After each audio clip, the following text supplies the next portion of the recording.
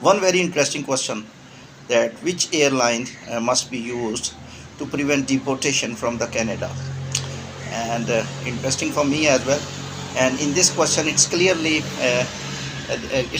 evident that airlines are responsible for deportation, and in some airlines less deportation occur, and for some airlines more deportation occur. So airlines are also one of the main reason of deportation from the Canada as a tourist visa holder of Canada. So question is very interesting, because I never listened to such question elsewhere, that airlines are related with the immigration as well. But one thing I want to clear, that it's true, Australia, Canada, tourist visa, especially Canada, tourist visa holders, they are being deported back if they are not going to answer, if they are not going to talk with the immigration officer, if they will not clear their profile, tourist profile, and if they will not tell their tourist plan, if they will not possess the necessary essential documents.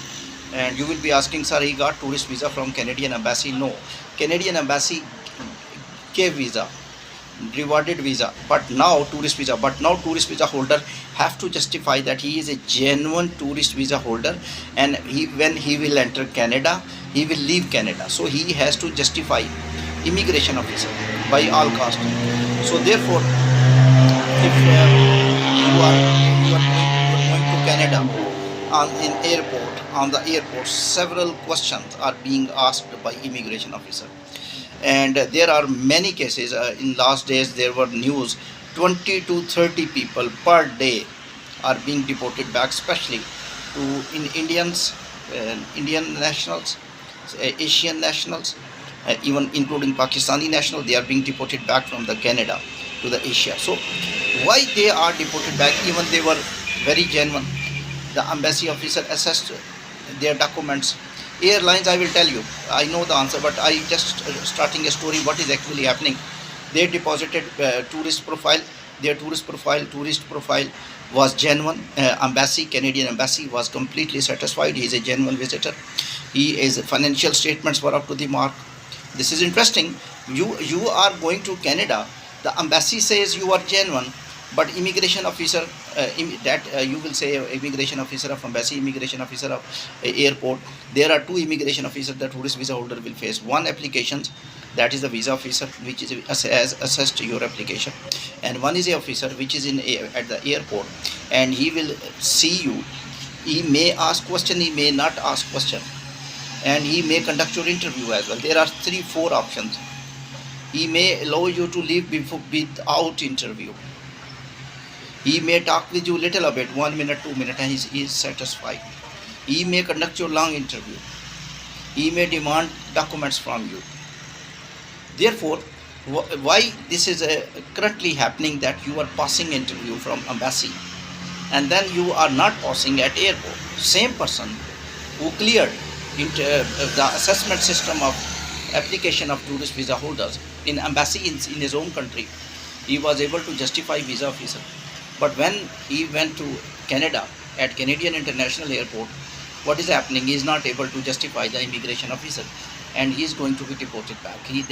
There are examples that people are being deported. 20-30 people per day is a huge number from the one airport. Kennedy Airport, almost 20 peoples to one only country was deported back. It's not a normal news. It's a big news. It's biggest news in my mind. Reason is only one: what is going on. When you submitted your application in the embassy, you only submitted by documents, and you don't present yourself in presence of visa officer. There is no face-to-face interview. Your plan was not being made by you. Consultant has made your plan,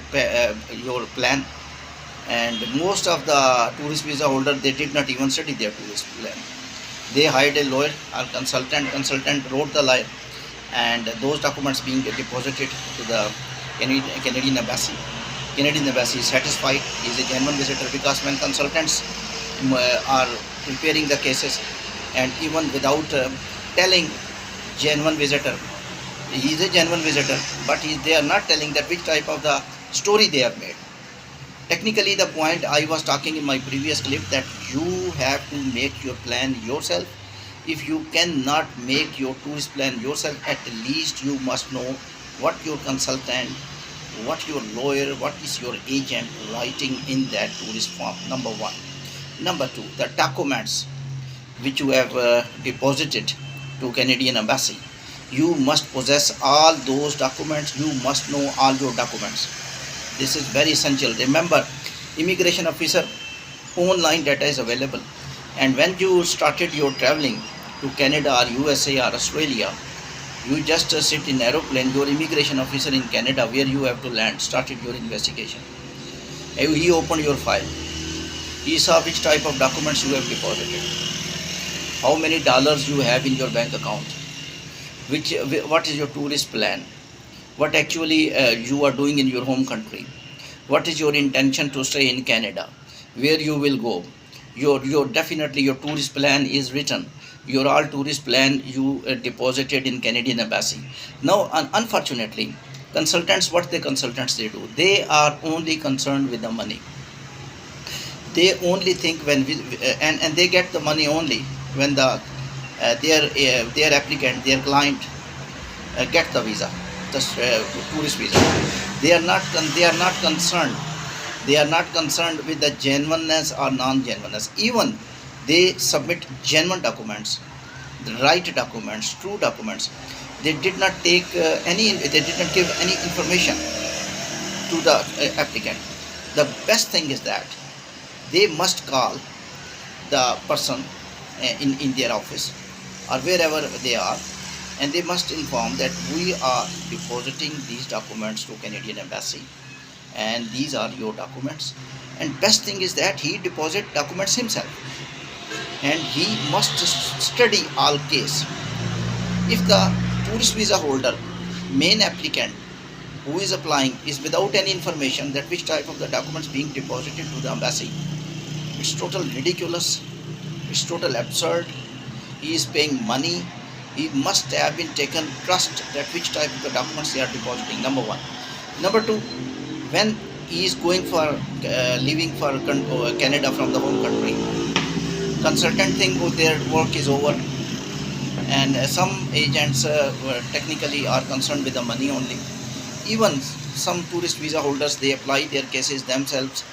They did not understand the documents which they have deposited, to the embassy.